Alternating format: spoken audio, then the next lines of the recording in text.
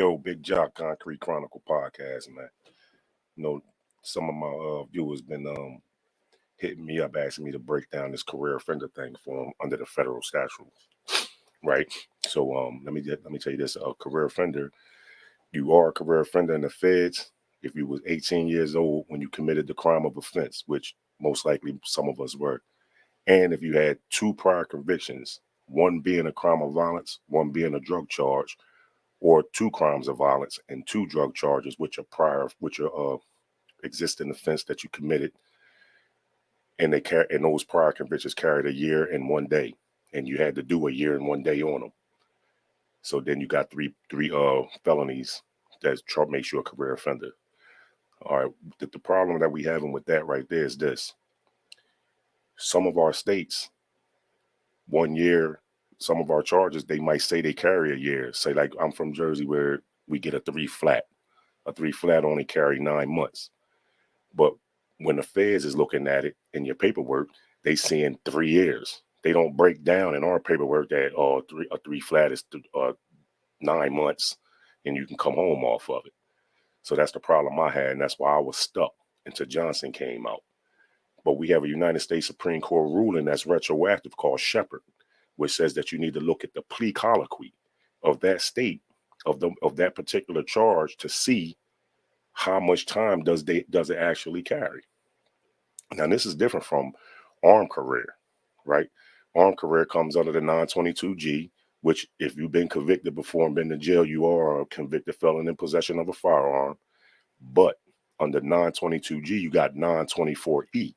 This is the armed career offender. This is how they career you with a gun. For the dudes who like to play with the hammer. You know what I mean? Armed career is like playing with that hammer most of the time, all the time. But career is basically set up for dudes that play in the street getting money. You know what I'm saying? So under that 924E though, right? This is the problem they had, and this is how Johnson came out in 2016. And I happened to invade the courtrooms, invade them, and get in there under the career because I had the same argument and been arguing it for 17 years straight, right?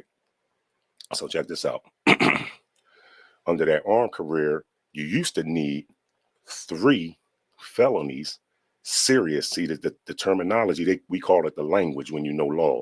The language is 3 felonies that carries 10 years or more. And you had to do that on those crimes. So you needed 2 of those. You needed a crime but it was serious crime of violence and a serious drug charge. And then with your new predicate offense of the convicted felon in possession of the firearm under the 924, under the 922G, they would hit you with that. And that was a mandatory 15-year minimum. Now, they had the same problem that the career offender had. Say you had a 10 flat in your state, and on a 10 flat, it only carried 3 years. You didn't do 10 years, right? So this is the problem with these cases. But see, now, and I've been reading a little bit. I've been home 5 years, but I've been reading a little bit. I know a little law. I ain't saying I'm a Johnny Cochran and nothing like that, right? But I know a little bit of law. I got myself home. You know what I'm saying? I got a degree in criminal law, right? And I'm a certified paralegal. So it looks to me from reading now that they took out the 10-year part, and they just saying serious crime. But this is where Johnson had came in. And I seem like I know since 2016, since Johnson hit, they no longer saying 10 years. See, they want to rope you off with this Mando 15, right? Now it's serious. So what defines serious if it's not the time period? You feel me? So that's just to break it down in like a layman term. Career offender, 2 prior convictions with the one you got now, if you catch one, with your instant offense, crime of violence or drug charge that carried a year, that you did a year and a day on. You had to do a year and a day. I ain't gonna say that carried it. You had to do a year or year and a day on your prior convictions. So if y'all got any relatives or people that's in there fighting that, just tell them to make sure that they tell their lawyers, because a lot of lawyers, man, they not gonna really fight for you because already know, unless you paying them. The feds, they give you court appointed lawyers.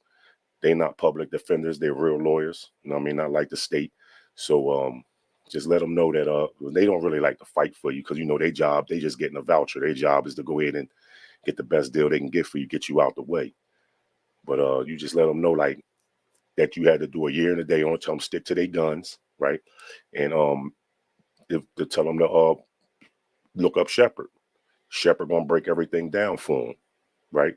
Then you can tell them to look up my case, United States versus Green, right? 2016, I beat the feds, I came home, but they shut my, under the career offender, but they shut my case down. You know what I'm saying? Because they knew it was going to open up a floodgate for a lot of guys like me.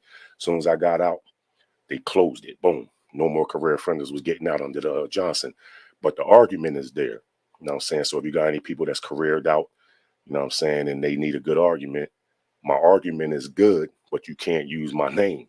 Now you can't use my case because my case is not going to get you the relief you're looking for to get remanded back to get your case reopened.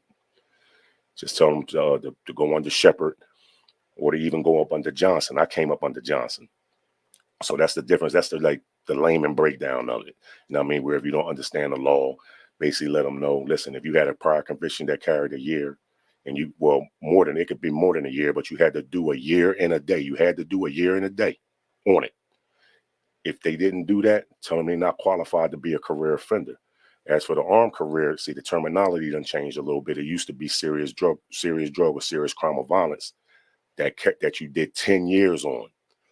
But now they just saying serious crime of violence, serious drug charge. Like I said, I've been home 5 years. I wasn't armed career, but I came out under that argument because like Johnson, the charges he didn't do 10 years. Just like I didn't do a year. I did 9 months on the 3 flat because it was ran concurrent with my 9 years in the state, but they don't see that. So that's basically just to cover that up for you. I just wanted to give y'all that because I had got a lot of feedback on it when I posted it on my IG page. So I give up this news. I break down federal law. I'm going to be beginning to break it down more on inside the lab right here. But y'all can follow me on Concrete Chronicles Podcast, Concrete_Chronicles_ podcast on IG, and Concrete Chronicle Podcast on YouTube. Want to get your law right? Want to get your life right? I'm here. You got any questions? Drop in my inbox. I'm going to answer it. I don't ignore nobody. Have a good day. That way.